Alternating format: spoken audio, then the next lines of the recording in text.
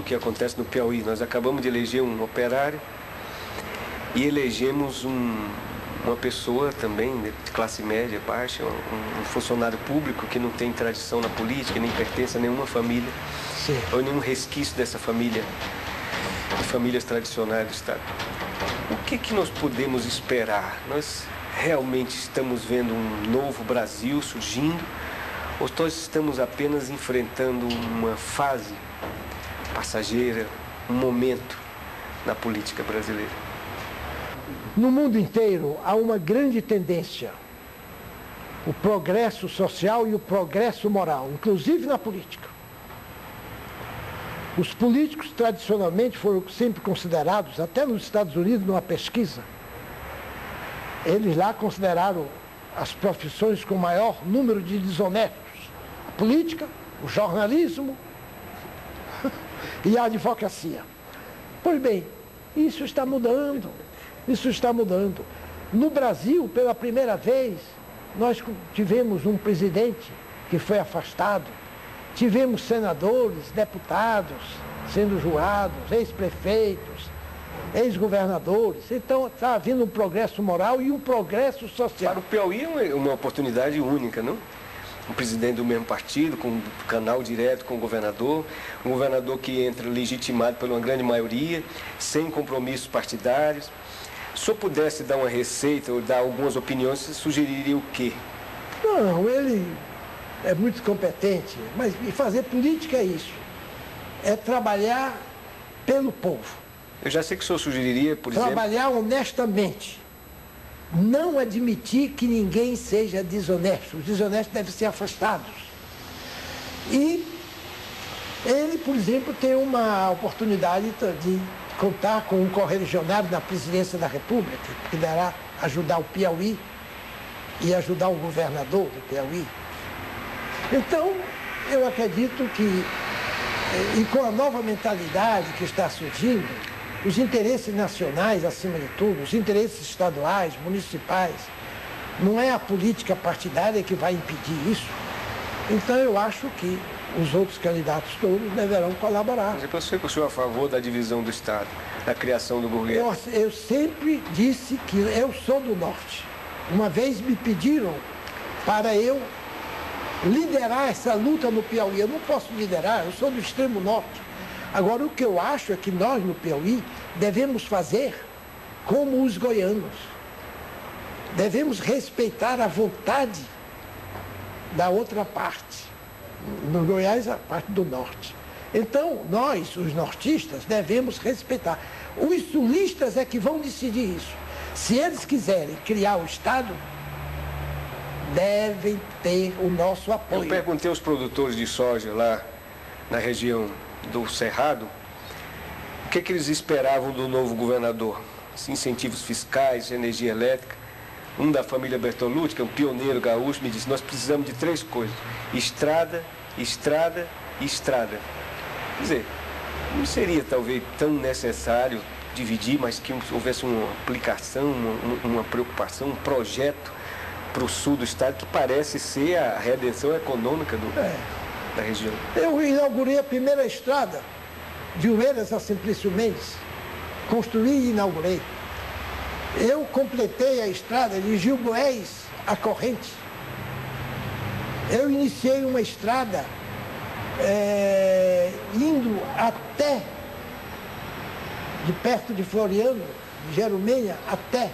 Então eu comecei essa política. Nós somos o último estado a ser colonizado, o último a ter uma moeda, o último a ter políticos. Os nossos primeiros governadores eram de fora.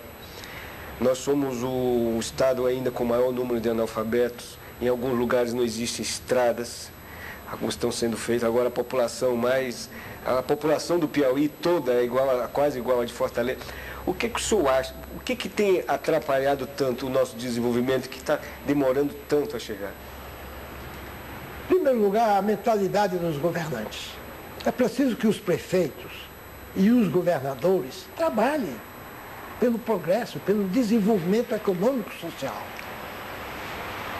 que atraiam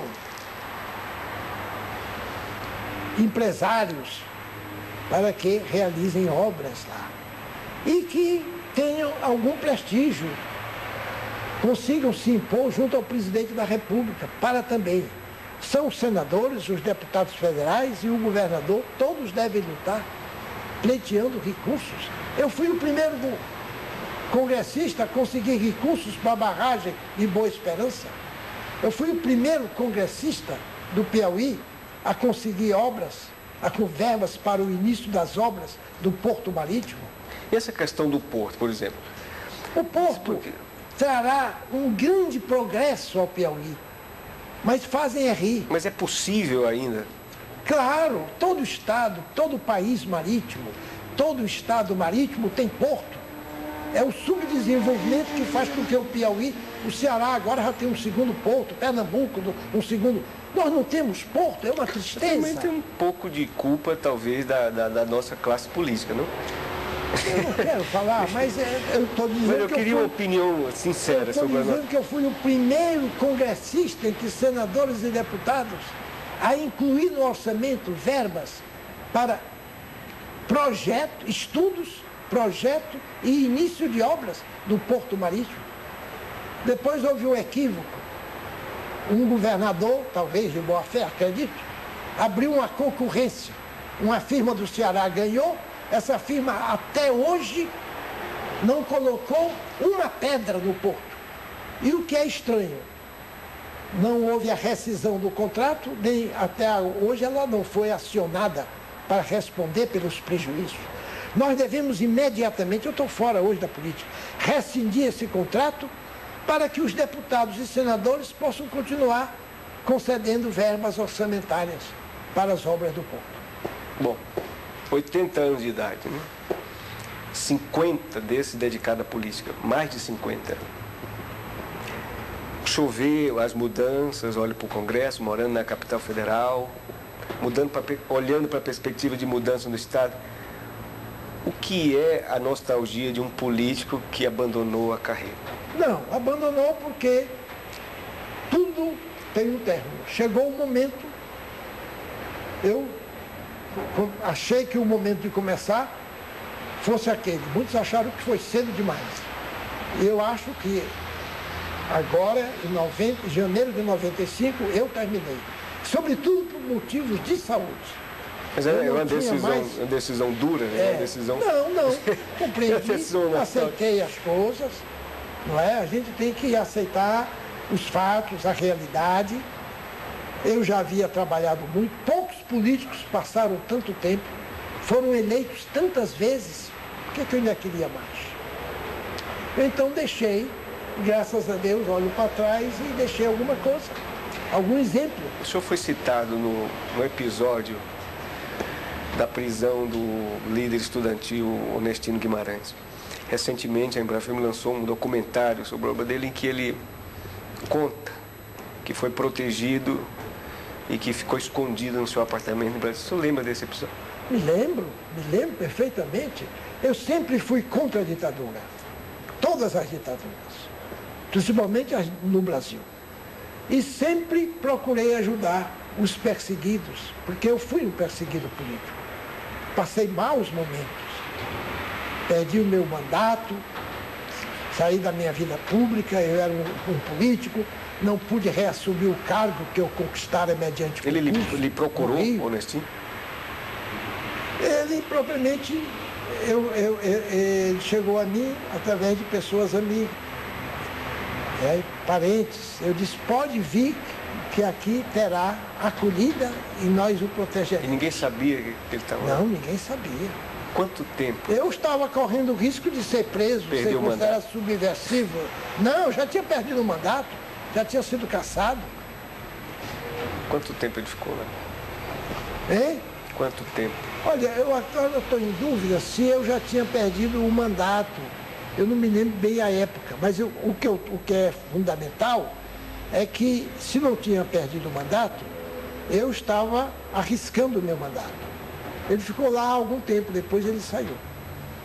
Esse episódio ficou... O tempo que ele precisou ficar, ficou. Esse foi o momento mais difícil da história do Brasil, não?